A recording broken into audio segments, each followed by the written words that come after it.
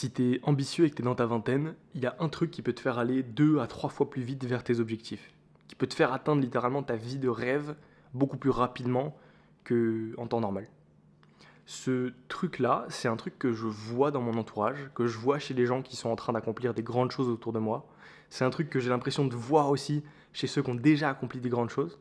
Et c'est un truc que j'applique personnellement depuis quelques mois et je vais te partager comment le faire précisément dans ton quotidien. Avant ça, pense à aller t'abonner à mon Instagram, je te le mettrai en description de la vidéo. Ultra important, tu vas avoir plein de valeurs au quotidien. Ceci étant dit, commençons. Donc, depuis quelques mois, littéralement, je me dirige beaucoup plus vite vers mes objectifs de vie. J'ai l'impression que ma vie est en train littéralement de changer. Et ce truc-là, je le ressens, je le vois depuis que j'ai mis en place un truc précis. Et ce truc précis, c'est de l'urgence. De l'urgence, un sentiment d'urgence. Et c'est ce truc-là que je vois chez la plupart des gens qui accomplissent des grandes choses. Pour t'expliquer concrètement comment l'appliquer dans ton quotidien et qu'est-ce que c'est finalement ce truc.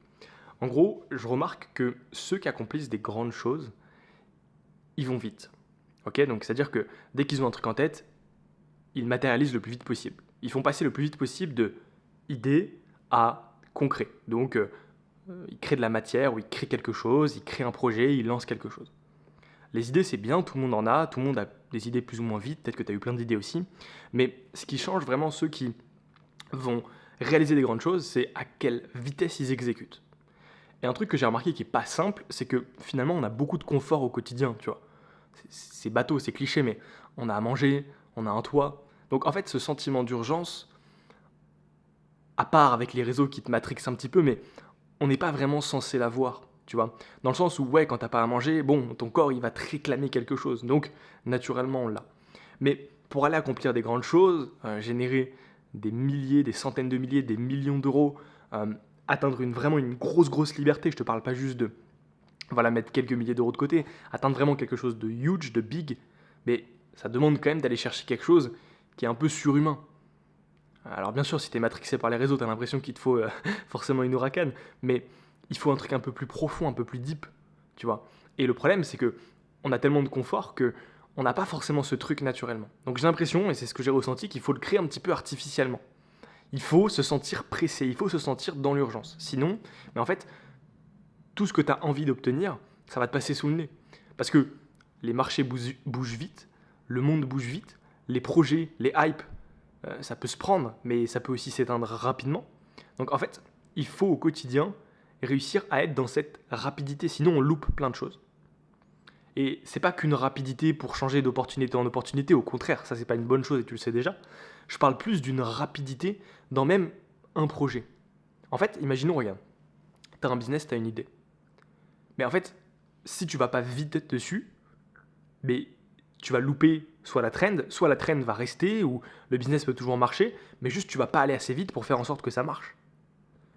La vie, le business, c'est pas qu'une question de qu'est-ce que tu fais. C'est pas qu'une question de ok, est-ce que je passe à l'action sur ça, est-ce que je recrute cette personne, est-ce que je fais ça. C'est pas que ça. C'est ça en partie, mais c'est une question de en combien de temps tu le fais. Et moi je l'ai senti. Si je mets un mois à faire un recrutement, mais en fait, le momentum, un momentum c'est quoi? C'est une espèce de vague qui arrive, ok, qui passe. Et un momentum, ça surfe. Quand on surfe la vague, on est dans le flow. Et en fait, si ce recrutement, tu le fais en 2 jours, 3 jours, une semaine, tu restes dans le flow. Et tu peux continuer à faire d'autres trucs. Et derrière, tu peux enchaîner, tout simplement. Et ce sentiment d'urgence que tu vas avoir au quotidien, il va te permettre de surfer et de ne pas perdre les momentum. Et ça, c'est un truc qui est ultra puissant. Ce que je remarque, c'est que tous ceux qui ont réussi des grosses choses, ils ont eu des momentum. Et ils ont réussi à surfer, en fait, ces momentum pendant assez longtemps. Concrètement, comment moi maintenant j'arrive à garder cette urgence au quotidien? Parce que cette urgence, j'en ai parlé récemment sur les réseaux d'ailleurs, pense vraiment à me suivre sur Instagram, c'est super important, notamment si tu cherches à lancer ton premier business ou à te développer dans un vrai premier business. Moi j'ai grandi dans l'achat-revente et je partage plein de contenu autour de ça. C'est probablement le business le plus simple que tu puisses développer aujourd'hui. Au quotidien, pour rester vraiment dans cette urgence, et encore une fois je dis, c'est pas une urgence négative. Parce que si tu es trop dans l'urgence et que tu as l'impression qu'il faut toujours faire un nouveau truc, en fait tu te disperses, c'est la dispersion. Mais nous ce qu'on veut c'est donc être dans l'urgence sur ce qu'on doit faire, mais sur les bonnes choses.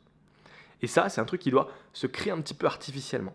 Et moi, ce que j'ai remarqué en tout cas, c'est que le challenge, en fait, finalement, c'est plus de ok, comment on fait le meilleur move possible. C'est plus vraiment ça. C'est comment on va le plus vite possible. Et donc au quotidien, moi ce que je fais, c'est que chaque soir, je vais me faire une to-do et le lendemain, le but c'est le plus vite possible à réaliser, le plus vite possible enchaîner et on passe au jour suivant.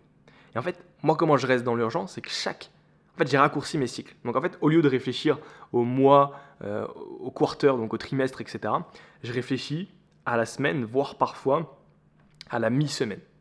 J'ai fait ça avec mon équipe, je fais ça dans mon business.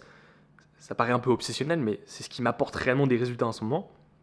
C'est toutes les semaines, je fais un gros point avec ma team et je vois vraiment ce qu'on peut corriger par rapport à la semaine dernière.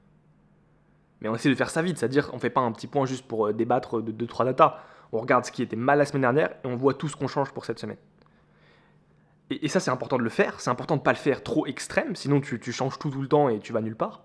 Mais c'est important de le faire, de ce que je ressens, rapidement sur les choses essentielles, sur les choses qui traînent, sur les choses qui peuvent vraiment être game changers.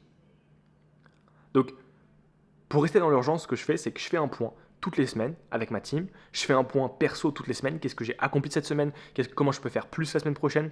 Et ça me permet toujours de rester dans le flow, toujours d'avoir un next step, un nouveau truc, et de rester attiré par les nouvelles choses qui arrivent.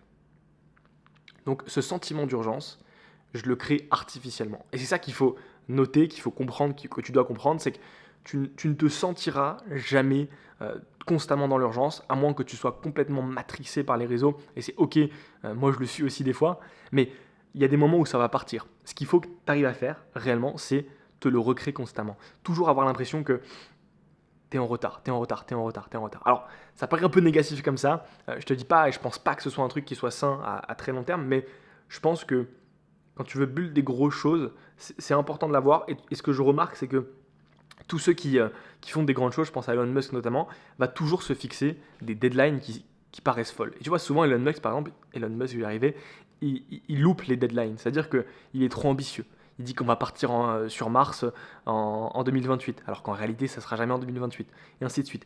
Et au long de sa carrière, il a loupé énormément de deadlines comme ça. Mais c'est pas grave finalement, parce que ces deadlines, c'est artificiel. On n'a pas besoin d'être sur Mars en 2028, il n'y a rien qui nous oblige à ça.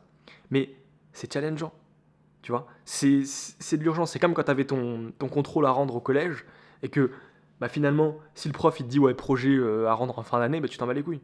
Mais si le projet il la rend samedi, vendredi, et qu'on est jeudi, en fait c'est demain. Donc t'as l'urgence, t'as le truc qui se crée. Mais c'est artificiel, il n'y a rien de fondamental qui t'oblige à le faire. C'est un bout de papier, c'est 2-3 notes. Mais c'est de l'urgence. Et travailler avec cette urgence, travailler avec cette deadline, c'est ça qui va t'apporter beaucoup plus vite ce que tu cherches à avoir. Alors je sais que c'est un peu bateau dit comme ça, hein, tu vises des plus grosses choses plus vite avec des deadlines et du coup tu les atteins plus vite. Mais en fait, c'est aussi con que ça puisse en avoir l'air, ça marche. Et ça marche notamment si, comme moi, tu es un profil qui pense beaucoup, qui se questionne beaucoup, qui retourne le truc constamment dans sa tête. Si tu es un profil qui te dit ok, ça faut que je le fasse, mais je pourrais le faire comme ça, mais est-ce que je le fais dans cet ordre ou est-ce que d'abord je fais ça et après j'enchaînerai avec ça? Et en fait, si tu es un profil comme moi on dit qui overthink, tu vois, qui pense trop, qui surpense tout, qui va, pas ressasser, mais retourner 50 fois le truc dans sa tête avant de savoir si c'est le bon mot et tout. En fait, l'urgence, ça t'aide à supprimer ça et à passer par-dessus ça, à passer par-dessus ce défaut. Parce que la réalité, quoi qu'on puisse dire, c'est bien d'être overthinker, etc. Mais dans le business, ça ne te sert pas tout le temps. Et parfois, il faut savoir faire sans savoir. Parfois, il faut savoir simplement mettre un truc en place pour avoir la réponse. Et si tu cherches à avoir toujours la réponse avant d'agir, en fait, ça ne marchera pas. Parce qu'il y a fondamentalement plein de fois dans le business où tu vas être confronté à des choses où tu ne pourras pas avoir la réponse tant que tu ne l'auras pas fait. Tu vois, il y a des choses que tu dois tester pour savoir si ça marche ou pas. Et si, comme moi, tu as envie de savoir si ça va marcher avant de le faire, mais tu vas constamment être bloqué et tu n'auras pas ta réponse parce que le business ne marche pas dans cet ordre-là.